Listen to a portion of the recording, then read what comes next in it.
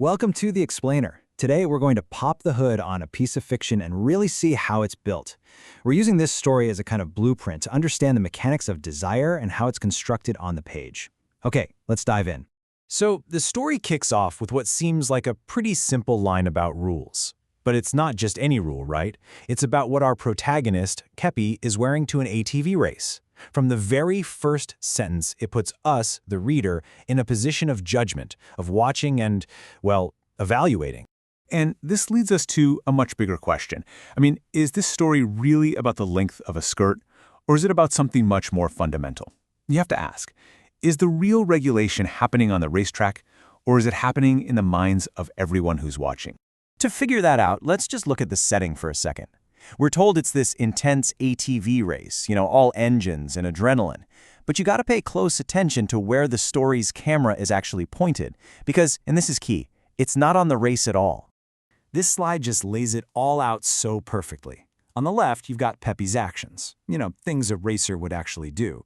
But on the right, you see what the story really focuses on. Every single move she makes is translated into a detailed description of her body. Leaning forward isn't about taking a corner better, it's about her skirt riding up. Adjusting her boots isn't about safety or comfort, it's about how her stockings look. See? The race itself is just an excuse to look at her. So here it is, the main takeaway. The race is a complete fiction. It's just a stage. Everybody there, from the other racers to the officials, they all have one job, and that's to be an audience for Peppi. They're not watching a sport, they're watching a performance. Okay, so let's take this a step further. This constant watching, this intense observation, it's not just for atmosphere. It's actually the engine that drives the entire plot of the story forward. Now, to really get what's happening here, we kind of need to bring in a concept from film and literary theory. It's called the male gaze, and this story is a textbook example. Basically, it means the whole world of the story is seen through a perspective that frames women as objects of male desire. Peppi's primary role here isn't to race, it's to be looked at. And this slide shows you exactly how the plot gets built. It's just a chain reaction of distraction. First, the photographer is so mesmerized he forgets to do his job. Then, another rider literally crashes because he's watching her. The marshals get distracted. And finally, the judge completely loses it. All of these plot points happen for one reason. They cannot stop looking at Peppi. Her presence is the cause, and their reactions are the effect that moves the whole story forward. But the story doesn't just stop at that general objectification. Oh no, it gets way more specific. The author is very, very deliberate about escalating the intensity, moving from just a focus on her clothes to something much more explicit. You can really see how the story builds this intensity like it's climbing a ladder. It starts simple, right? Level 1 is her clothes. Then it moves to level 2, the psychological effect of those clothes, how specific patterns and colors are triggers for the men watching. Then, boom, level 3 is physical contact. And finally, it hits the most explicit level. Each step is a very careful and deliberate escalation. And the way this final piece is introduced, it's fascinating.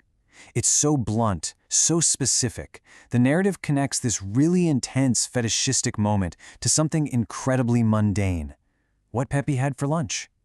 That jarring contrast makes the whole climax feel both totally surreal and weirdly grounded at the same time.